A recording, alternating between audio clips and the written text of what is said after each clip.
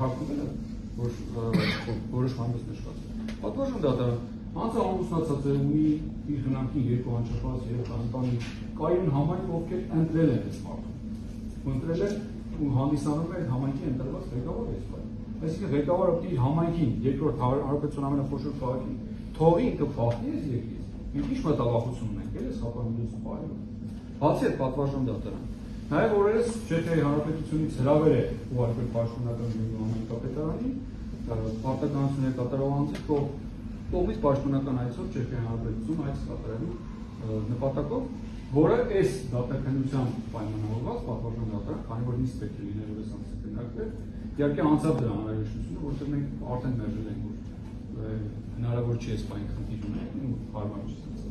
Բայց պատվարժան դատարան, եթե այս ավելի շուտ լիներ, մենք այդ հրավերով նաև կոնկրետ առարկայական միջոցներ ներկայացնենք։ Բայց քանի որ խոսքը գնում է եմ ասում քաղաքապետի մասին, պատվարժան դատարան, անձը բազմիցս այլ հրավերներ են նաև ունենալու ապագայում, եւ նախատեսում են նաև միջազգային այցեր այլ քաղաքներ, որ այդ հրավերից բխում անձի գործունեությունը, իրավունքները իրականացում է համայնքի պիտանի ծրագրեր բերել երկրի համար, քաղաքի համար, նաև այդ այցերից է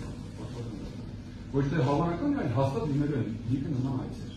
Նկատի ունենալով այսին նշած հանգամանքները պատվարժան դատարան, նկատի ունենալով, որ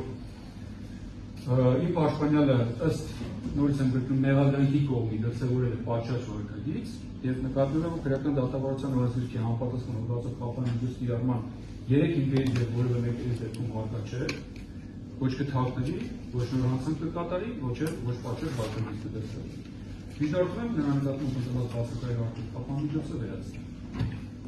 Եվ պատվարժան դատարան ներողություն իհարկե մեղադրյալի մասով կարճ դիտարկում ունեմ։ Իհարկե գործընկերս շատ օբյեկտիվ նշեց պաշտոնատարանց չհանդիսանալու մասով, Սահակյանի օգնական մասով, բայց պատվարժան դատարան իհարկե հանրային մեղադրողները իրենց ելույթը կառուցում էին ու կարծեմ վճռաբեկ դատանի նախադեպային որոշումներ հարգելի գոլեգաներ վերեց պաշտոնատար անձի վտանգավորության մասով, թե խոչընդոտել հավանականությունը, որպես պաշտոնատար անձ ինչու կարող է դրսևորել։ Խնդրում նշեք, գոնե մեկ ենթակա այս մարդունի տրամադրության տակ համայնքում։ Ընդհանրապես համայնքի ղեկավարի տեղակալի օգնական։ Իսկ պայմանավորված աշխատանքի մի ենթակա անգամ ես այդ նախադեպային որոշումները, որին բոլորը ստանալու կարծում եմ, հենց վերաբերվում են ստորադասության, վերադասության հարաբերությունների մասին, որ անձինչ ենթականների նկատմամբ ռիսկը կարող է հավանականները, որ իրականացնել խոչընդոտելու հավանական վարկագիծ։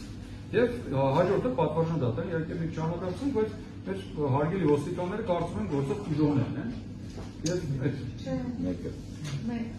ոչ ոստիկանները Չգիտեմ ուղղակի, բայց հասկացա, որ ըստ հոդվածի 452 հոդվածի եմ ասում, գործունեների ծանոթ չեմ,